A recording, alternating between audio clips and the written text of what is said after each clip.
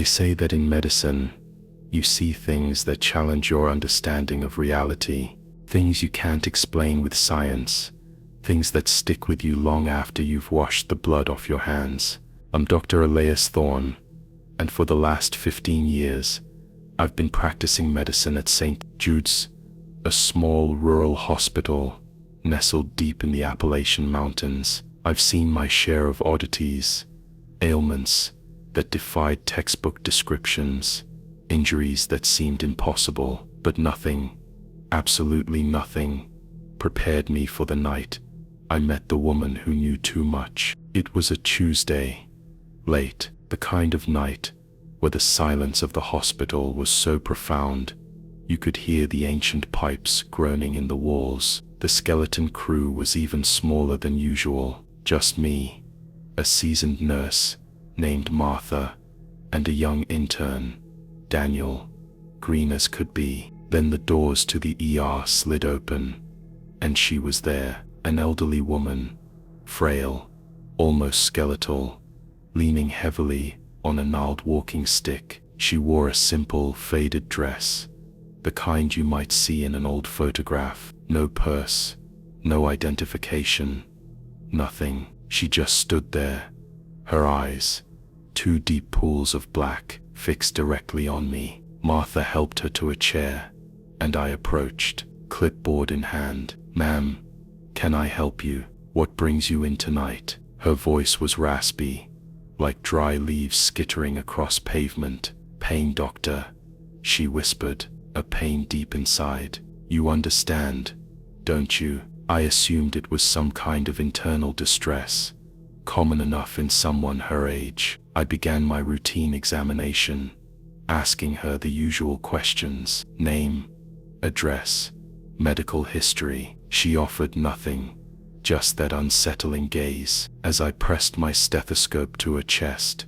she began to speak, not about her condition, but about me. "You had a dog when you were a boy," she croaked, her voice barely audible. "A golden retriever named Buster. He loved to chase squirrels in the park." I froze. How could she possibly know that? Buster had been my best friend decades ago. I tried to rationalize it away. Maybe she had mistaken me for someone else. "Your grandmother," she continued, her eyes never leaving mine. "She used to sing you a lullaby. Hush, little darling, do you remember?" A chill ran down my spine. My grandmother had passed away when I was young, and that lullaby was our secret. I hadn't heard it, hadn't even thought about it, in years. My hands trembled as I shone a penlight into her eyes. "What did you have for dinner last night, doctor?" she asked, a faint smile playing on her lips. "Ah yes, chicken pot pie from the deli. A little too salty, wasn't it?" I felt a wave of nausea wash over me. I had eaten chicken pot pie, and it had been overly salty. This was beyond coincidence. This was impossible, I stammered, trying to find an explanation, but the words caught in my throat. She leaned closer, her breath cold against my ear. "You should leave, Elias," she whispered, her voice laced with urgency. "You should leave before he comes back." The moment those words left her lips, the heart monitor beside her flatlined. A long piercing tone echoed through the room. Daniel rushed in, grabbing the defibrillator, but it was no use. She was gone. I stared at her lifeless body, my mind reeling. "Time of death, 11:47 p.m., Daniel announced, his voice shaking. Martha placed a comforting hand on my shoulder, but I barely registered her presence. All I could think about was her final warning. "Before he comes back." Who was he, and why did she know so much about me? I needed answers, and I needed them fast. I told Martha and Daniel I had to review some patient records. I went straight to the security office and pulled up the footage from the ER entrance from the last few hours. I fast-forwarded, my heart pounding in my chest, and that's when the real horror began. According to the footage, the elderly woman never entered the hospital. The doors never opened. No one assisted her. No one was there. It was as if she had materialized out of thin air. and then vanished just as quickly. I replayed the footage again and again, searching for any anomaly, any explanation, but there was nothing. The screen remained stubbornly empty. I felt a cold dread creep up my spine. This wasn't just a medical mystery. This was something otherworldly. I stumbled back to my office, my mind racing, trying to make sense of the impossible. The air in the room felt heavy, charged with an unseen presence. The hairs on the back of my neck stood on end. I glanced at the clock, 12:15 a.m. I knew I couldn't stay. Her warning echoed in my ears. Before he comes back, I grabbed my coat, my hands shaking, and hurried towards the exit. As I reached the main lobby, I saw him, standing in the shadows, a tall, gaunt figure, his face obscured by the dim light. He seemed to be watching me, waiting. I couldn't make out any details, but I felt a chilling sense of recognition, as if I had known him my entire life, but had somehow managed to forget. I broke into a run, bursting through the automatic doors and into the cold night air. I didn't stop until I reached my car, fumbling with the keys, my heart pounding in my chest. I started the engine and sped away, glancing back at the hospital as I drove. The figure was still there, standing in the shadows, watching me disappear into the darkness. I never went back to St. Jude's Soul. I couldn't. I still don't know who the woman was, or what she wanted, and I certainly don't know who he is, the one she warned me about. But I know this: some things are better left unknown, some doors are better left unopened, and sometimes the most terrifying monsters are the ones that know you better than you know yourself. I still see her face in my dreams, hear her whisper in the dead of night, and I still wonder, will he ever find me again?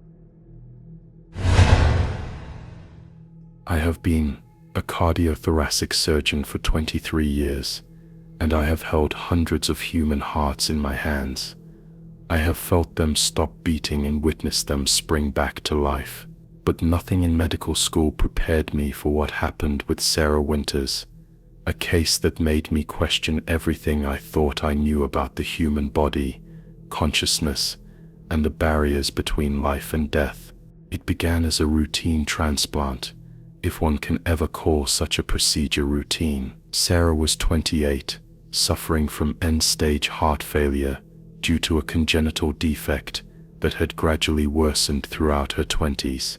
She had been on the transplant list for 11 months when we got the call about a viable donor heart. The donor was a 32-year-old woman named Eliza Morgan, victim of what the procurement team vaguely described as a violent crime in Chicago. The heart was healthy, a good match, and Sarah was prepped for surgery within hours.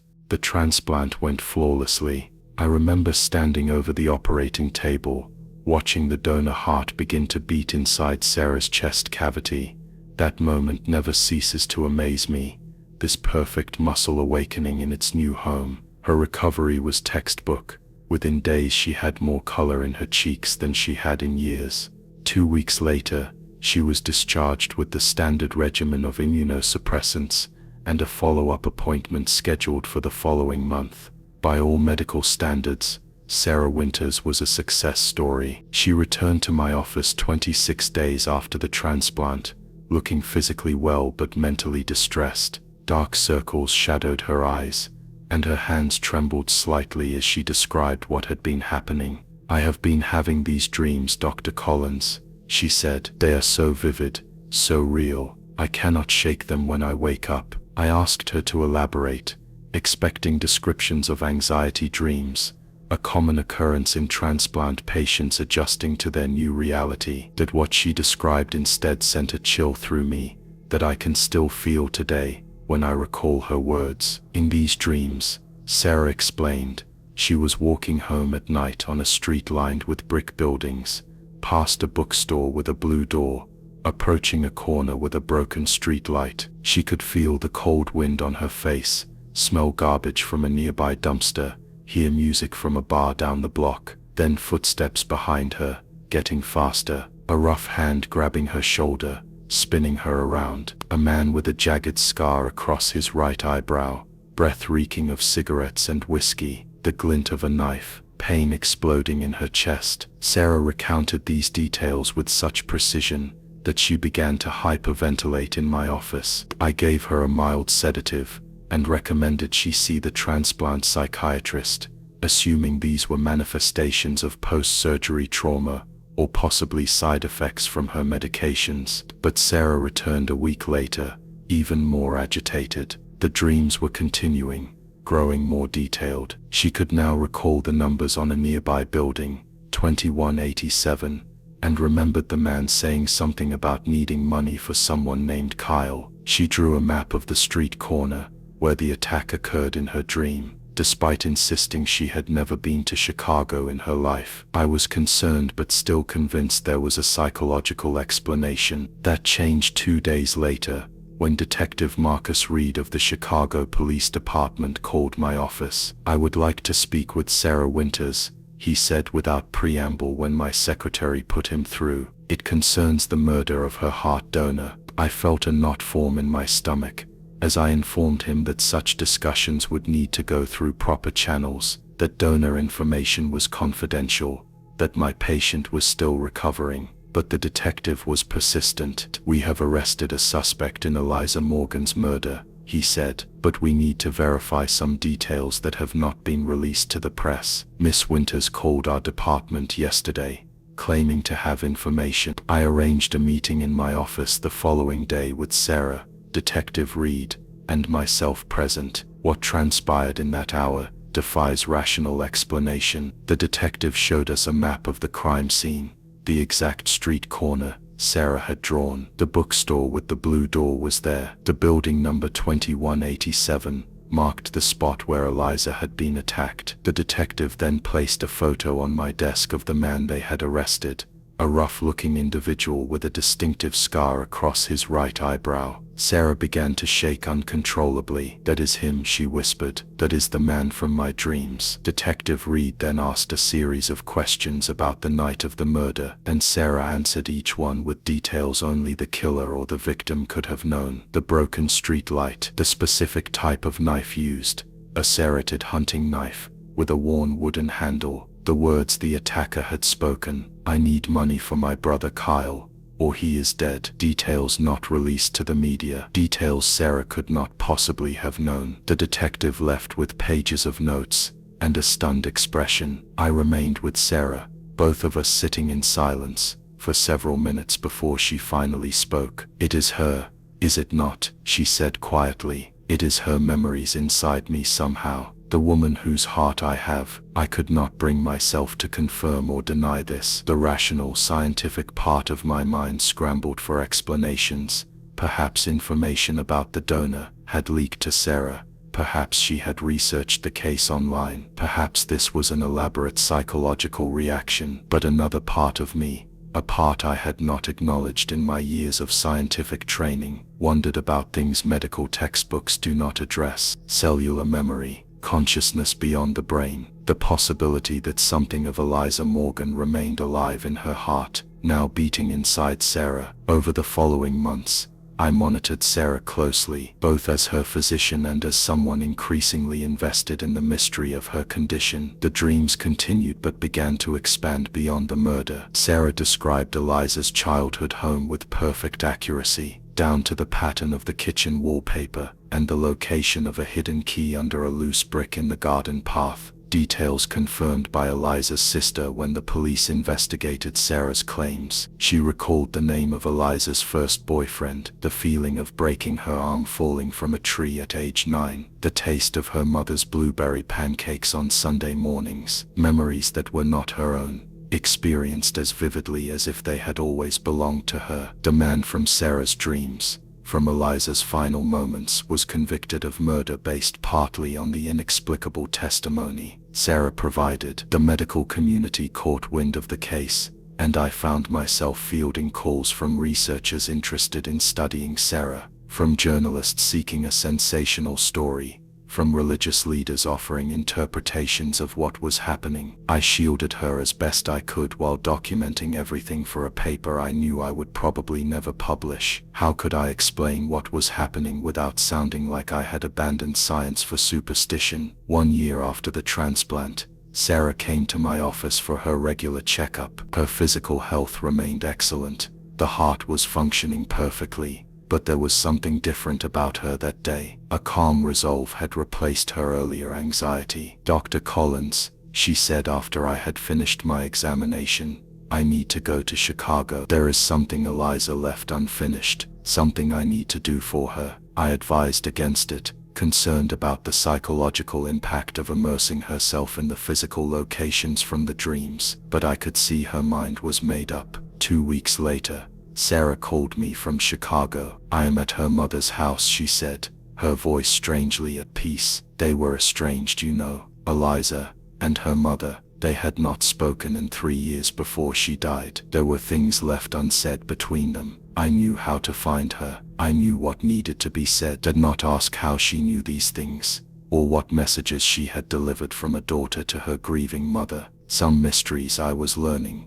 deserve their privacy. Sarah returned to our city but continued to make trips to Chicago, gradually stepping into parts of Eliza's life, connecting with her friends, visiting her favorite places. The dreams became less frequent, less traumatic, as if their purpose was being fulfilled. In our appointments, she spoke of feeling as though she was living 2 lives simultaneously, her own and echoes of Eliza's, but no longer in a way that distressed her. Perhaps most unsettling to me was how she had begun to adopt small mannerisms, preferences, and speech patterns that her friends confirmed were distinctly Eliza's. Last month marked a 2-year anniversary of the transplant. Sarah brought me a gift, a framed photograph of herself standing beside Eliza's mother, both women smiling through tears, arms around each other. On the back, Sarah had written, "2 women with 1 heart between them. Thank you for making this possible." I hung it in my private office,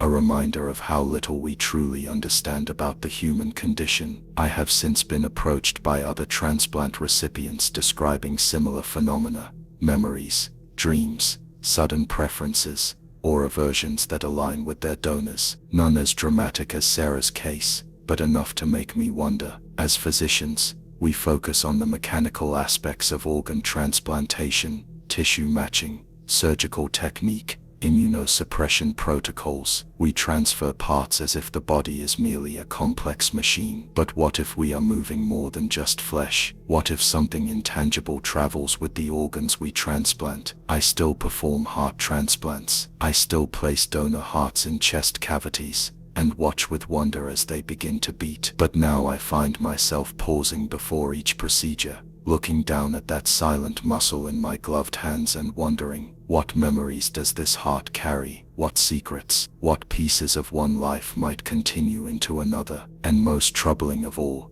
if the heart can remember, what else might linger after death, waiting for a new vessel to call home? I still remember the first time I saw it, 3 months into my residency at Mercy General, working the graveyard shift in the East Wing.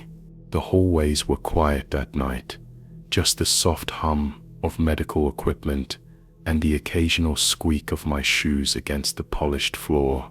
I had been on duty for nearly 14 hours, and fatigue hung over me like a shroud as I made my final rounds. Room 307 was my last stop. Mr. Henderson, a 76-year-old with advanced congestive heart failure. He had been with us for 3 weeks, his condition steadily declining despite our best efforts. I entered quietly, clipboard in hand, careful not to disturb his sleep. The room was dimly lit by the glow of monitors, casting long shadows across the walls. Mr. Henderson lay motionless, his breathing labored but stable. I recorded his vitals, adjusted his IV, and was about to leave when something made me pause. Call it instinct, or perhaps some primal sense that lingers in all of us, a feeling of being watched. I glanced toward the small bathroom door, left slightly ajar, From where I stood, I could see the edge of the mirror above the sink, reflecting a sliver of the room behind me, and that is when I saw it for the first time. My own tired reflection, the dark circles under my eyes, prominent even in the dim light. But behind me stood another figure, taller than me by at least a foot, impossibly thin with elongated limbs, its face mostly in shadow, except for two deep-set eyes that seemed to absorb rather than reflect light. I felt the air in my lungs freeze. In an instant, I spun around, heart hammering against my ribs. But the room contained only myself and my sleeping patient. No tall figure, no watching eyes. I turned back to the mirror, my hands trembling as I gripped the edge of the sink. Just my reflection stared back at me, pale and shaken. To myself it was exhaustion, that my overworked mind was playing tricks on me. I finished my notes quickly and left, unable to shake the chill that had settled deep in my bones. By morning, I had almost convinced myself it had never happened. Almost. The next night, I requested a different rotation, but the hospital was short-staffed, and my request was denied. I found myself once again making rounds in the East Wing, my steps slowing as I approached room 307. Mr. Henderson seemed worse that night. His skin had taken on a grayish pallor, and his vitals showed a slight but concerning decline.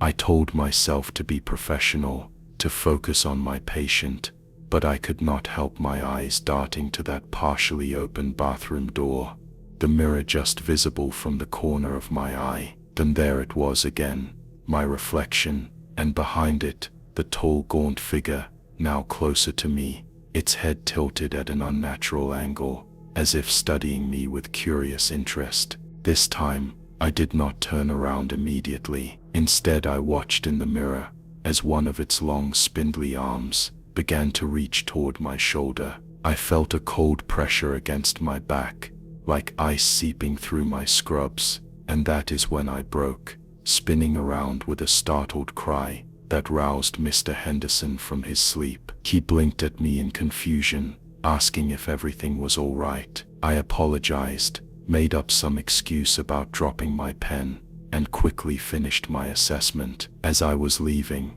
Mr. Henderson grabbed my wrist with surprising strength for someone so frail. I will never forget what he said. "You see it too, do not you, doctor? The tall one, it has been visiting me every night." I pretended not to understand, gently extracted my hand from his grip, and assured him I would be back to check on him later. Instead, I went straight to the break room and downed 3 cups of coffee, determined to stay alert for the remainder of my shift. I considered telling my supervisor, but knew how it would sound. I was a doctor, trained in science and medicine. There was no place in my profession for ghost stories. For 5 consecutive nights, I returned to room 307, and each night, the figure in the mirror grew closer to me. By the 5th night, I could see more details. Skin like parchment stretched too tightly over an angular frame, fingers that were too long with one too many joints, and those eyes, black and fathomless, like wells leading to some ancient darkness. Mr. Henderson continued to deteriorate, despite adjustments to his medication and treatment plan. The medical team was puzzled by his rapid decline, but I suspected a cause that could never be written in any chart or discussed at any review. On the 7th night, I entered room 307, with dread pooling in my stomach. Mr. Henderson was awake, staring at the ceiling, his breathing shallow. When he saw me, he smiled weakly. "It will not be long now," he whispered. "It has been waiting a long time for me. Old friend, old enemy. Don't we all have one, you know? Some of us just see them sooner than others." I wanted to reassure him, to tell him he would be fine, but the words stuck in my throat. Instead, I checked his vitals one last time, my eyes deliberately avoiding the bathroom mirror. As I turned to leave, Mr. Henderson spoke again, his voice so faint I had to lean close to hear him. "Be careful, doctor. Once they know you can see them, They never stop watching. I did not sleep that night, or the next. On the third day, I arrived at the hospital to learn that Mr. Henderson had passed peacefully in his sleep. The room was already being prepared for a new patient. I stood in the doorway, unable to step inside, my eyes fixed on the bathroom mirror that had been cleaned and polished to a high shine. I requested a transfer to a different department the same day, citing personal reasons. My supervisor was understanding, though puzzled by my sudden change of heart. That was 6 months ago. I work in pediatrics now, in a different hospital across town. I have convinced myself that what I saw was a product of stress and sleep deprivation, nothing more. But I have developed new habits. I avoid mirrors when I am tired or alone. I keep the bathroom door closed when I sleep. Then sometimes,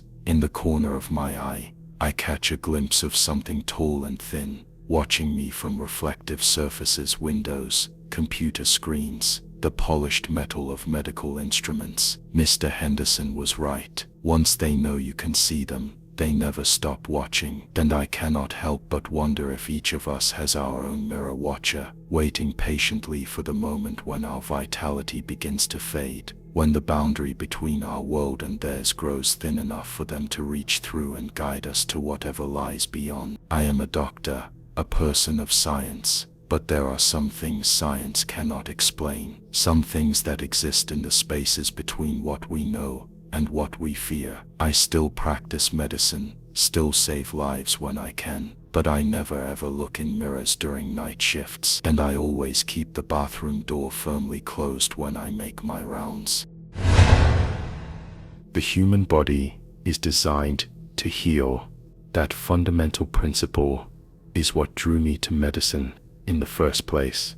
Throughout my 23 years as a physician, I had witnessed countless medical miracles, patients overcoming impossible odds, unexpected remissions, and revolutionary treatments, saving lives that would have been lost only years before.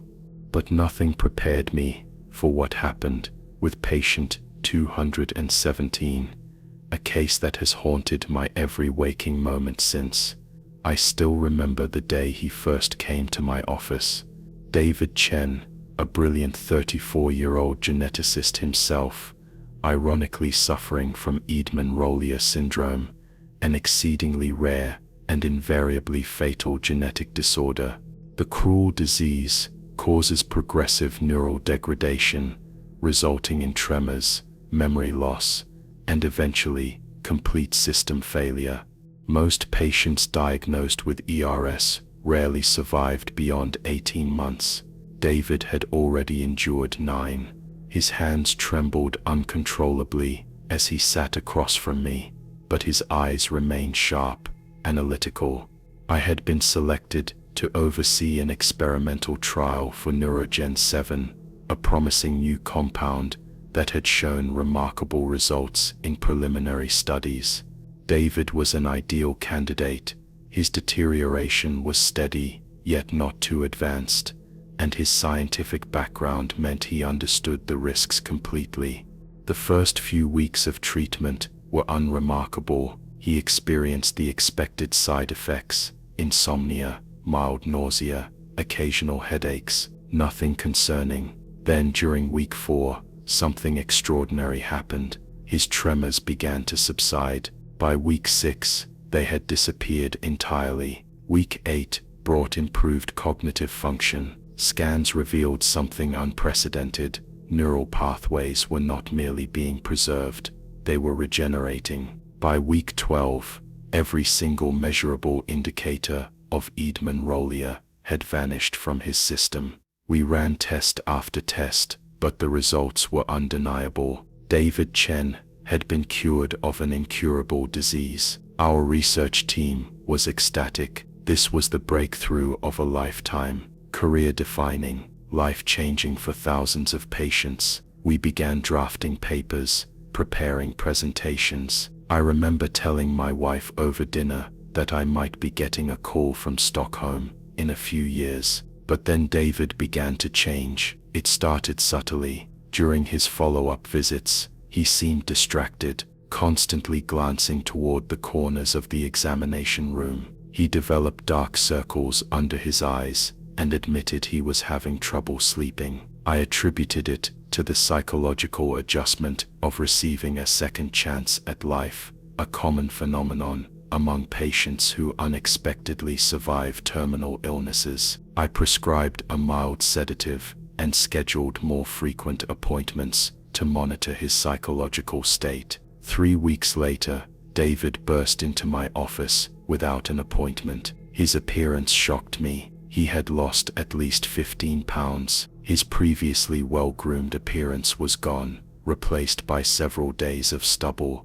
and disheveled clothing. But most disturbing were his eyes, bloodshot, wild, darting around the room, as though tracking something invisible. I will never forget what he said to me that day. He leaned in close, his voice barely above a whisper. "You have to undo it, doctor. Please, the treatment. You have to reverse it." I tried to calm him, asking him to explain what was happening. His response sent ice through my veins. "They come at night, always at night, standing in the corners of my bedroom. At first I could only see them from the corner of my eye. Now they are getting clearer, clearer every night. They just stand there, watching. They know I can see them now." He grabbed my wrist with surprising strength.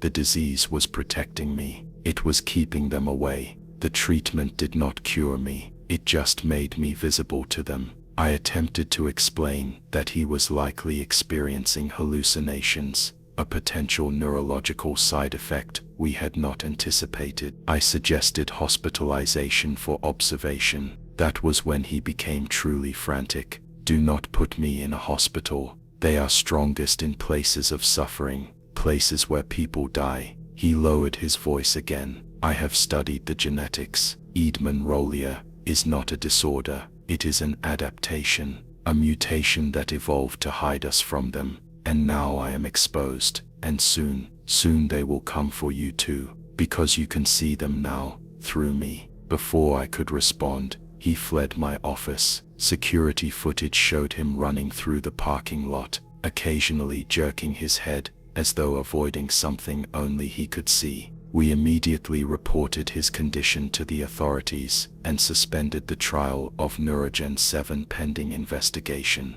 2 days later, police found his apartment empty. The walls were covered with frantic writings and drawings, crude stick figures with elongated limbs and too many joints, standing in corners at the foot of his bed. The words, "They only come at night," were scratched repeatedly into his bathroom mirror. David Chen had vanished. I convinced myself it was a severe psychotic break, a previously unknown side effect of the treatment. I buried myself in research, analyzing every component of Neurogen 7, searching for anything that might cause such extreme psychiatric symptoms. I found nothing conclusive. Then I began having trouble sleeping, just occasional insomnia. At first, I would wake in the middle of the night, with an inexplicable certainty that something was watching me. I began to avoid the darkened corners of my bedroom. I installed more lights. My wife thought I was overworking myself. Last night,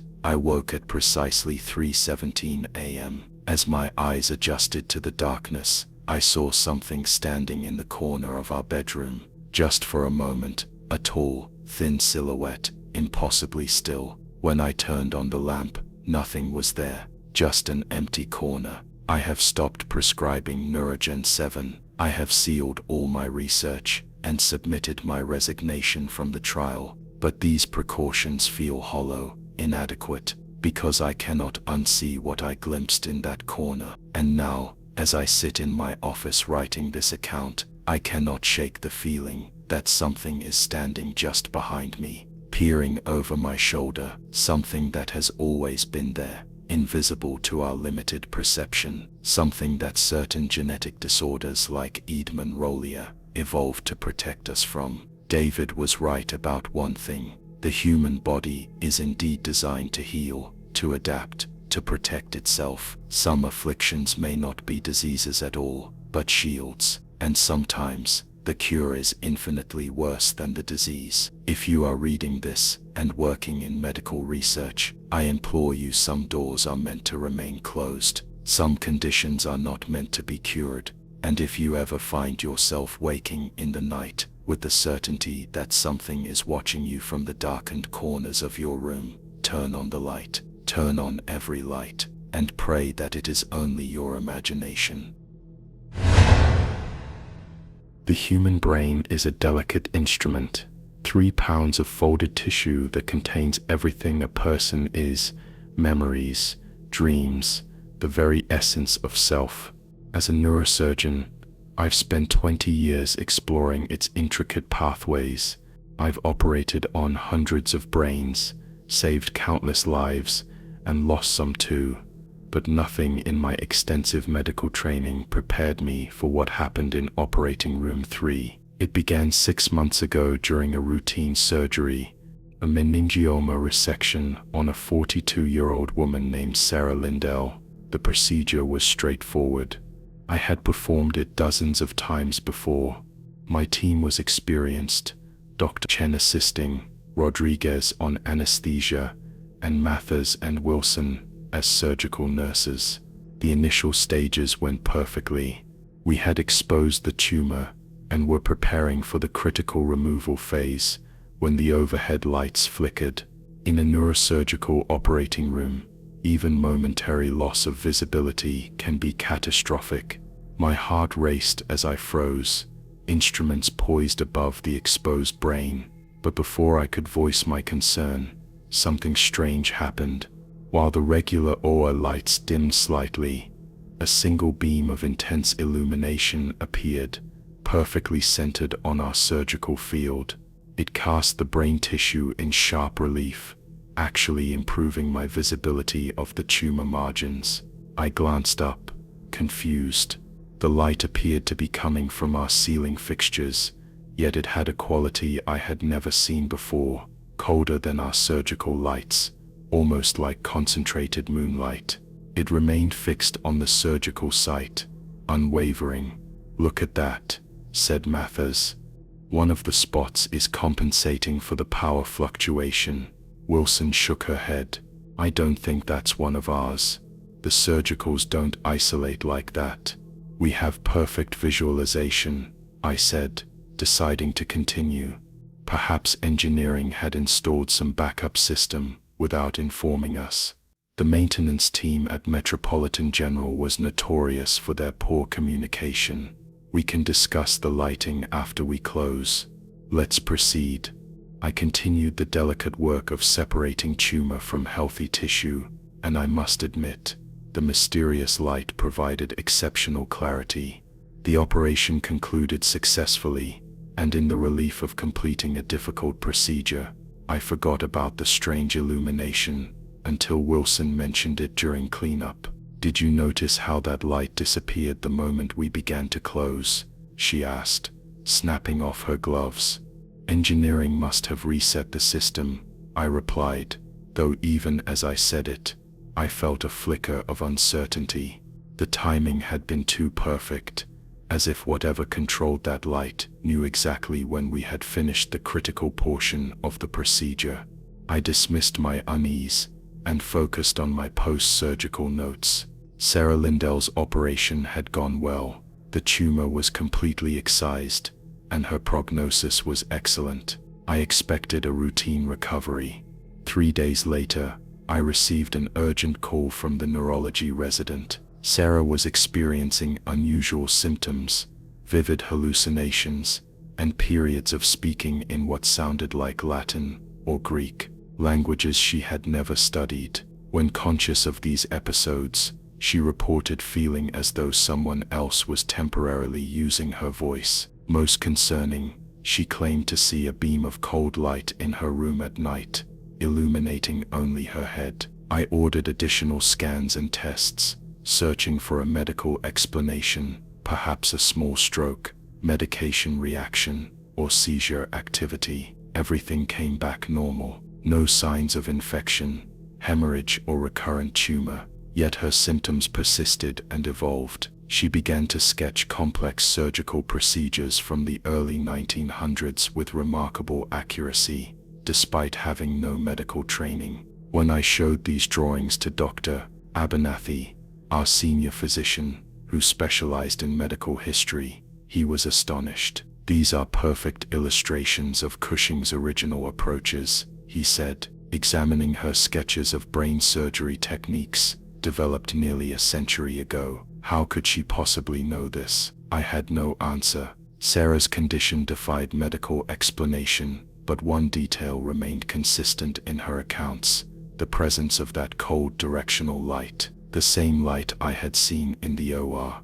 Over the next 2 months, we performed 3 more procedures in operating room 3. During each operation, at the most critical moment, the regular lights would flicker, and that same beam of cold illumination would appear, focusing precisely on our surgical field. Each patient subsequently developed similar symptoms, specialized knowledge they couldn't possibly possess, speaking in archaic languages, and reports of being observed by an unseen presence accompanied by a beam of light. The hospital administration began to take notice when patients requested transfers from the recovery ward, claiming their rooms were being visited by something they could only describe as a cold presence that examined their surgical sites. 2 nurses refused to work night shifts on that floor, reporting equipment activating by itself, and the persistent feeling of being watched by someone with clinical interest in the patients. I am a scientist,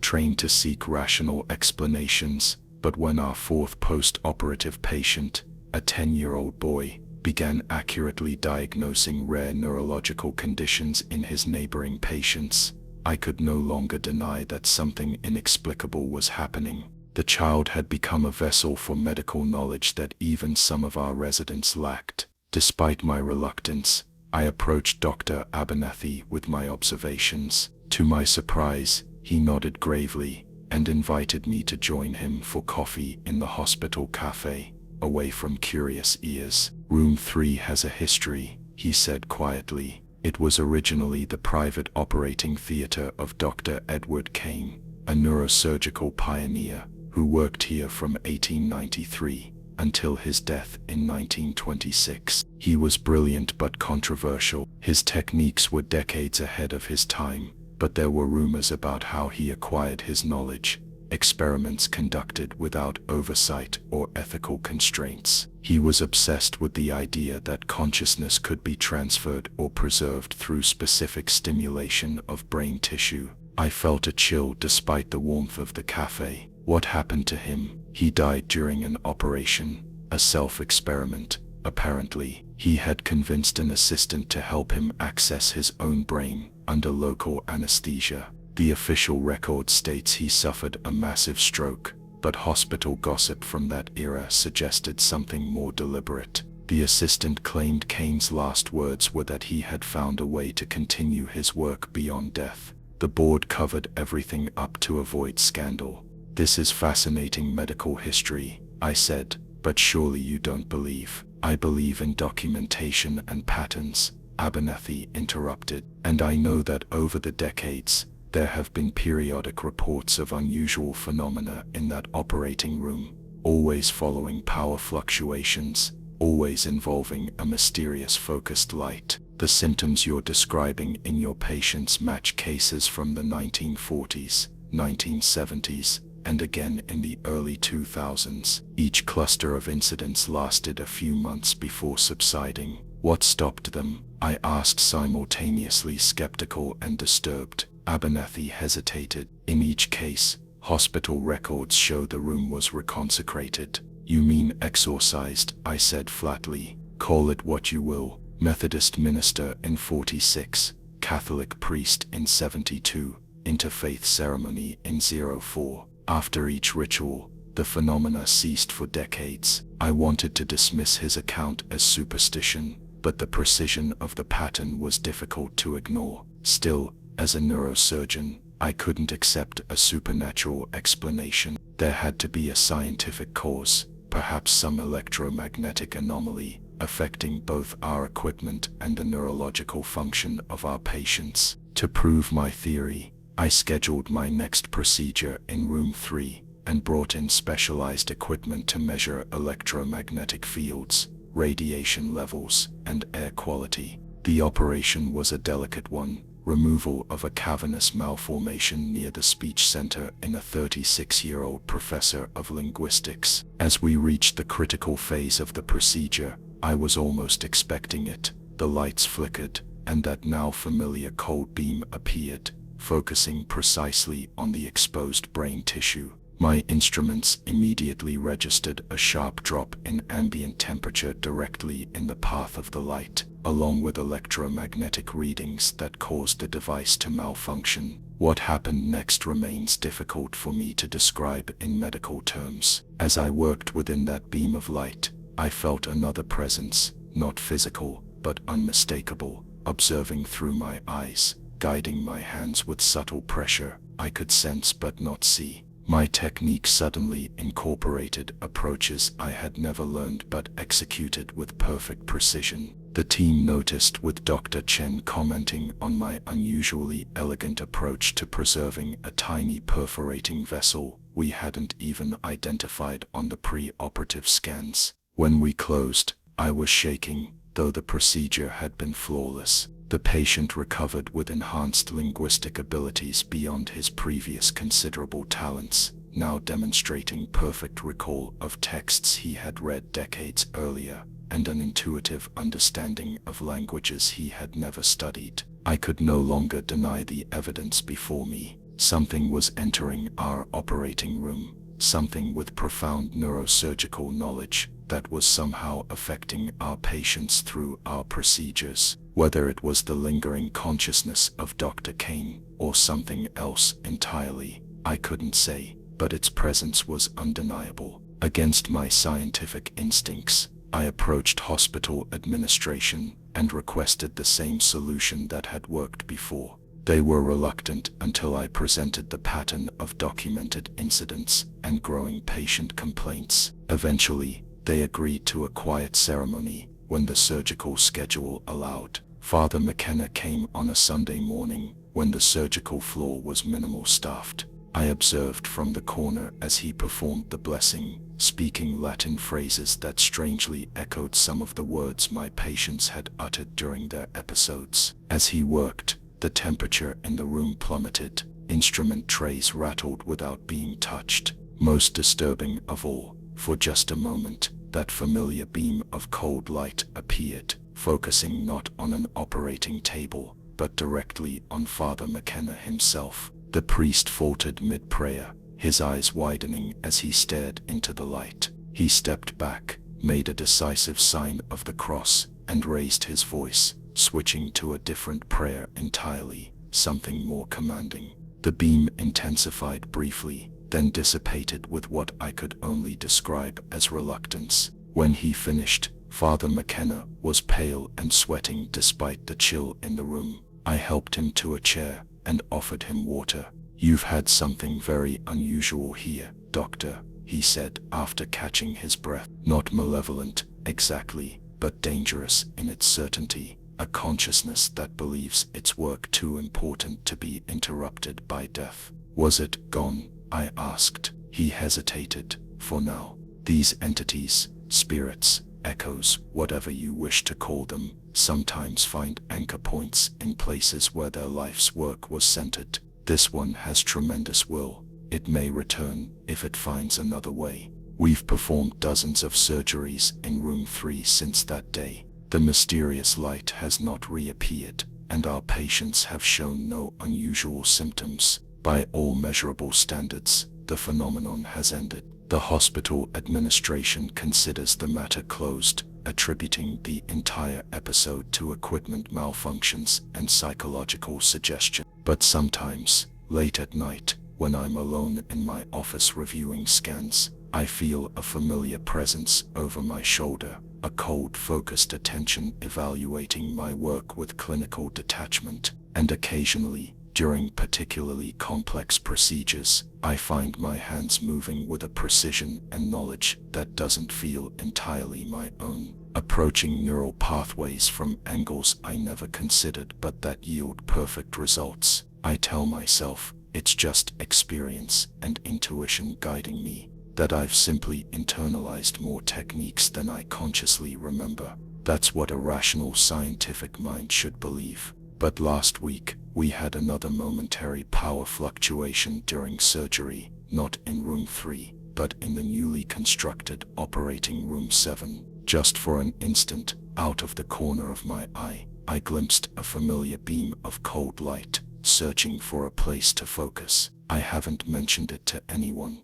not yet. After all, what would I say? That a century-dead surgeon is looking for a new operating room. That something ancient and patient has found another way to continue its work. Instead, I've begun researching Dr. Kane's techniques. I found myself drawing surgical approaches I've never seen in modern textbooks, yet they seem strangely familiar to my hands. Sometimes I wake from dreams speaking Latin phrases I don't understand. The mind plays tricks after all. Consciousness is still a mystery to our profession. I remain a scientist, committed to rational explanation. But tonight, I'll lock my office door before reviewing tomorrow's surgical cases. And if you're scheduled for neurosurgery at Metropolitan General, perhaps request a different hospital. Some knowledge, I've come to believe, persists beyond death. Some light continues to search long after its source has been extinguished.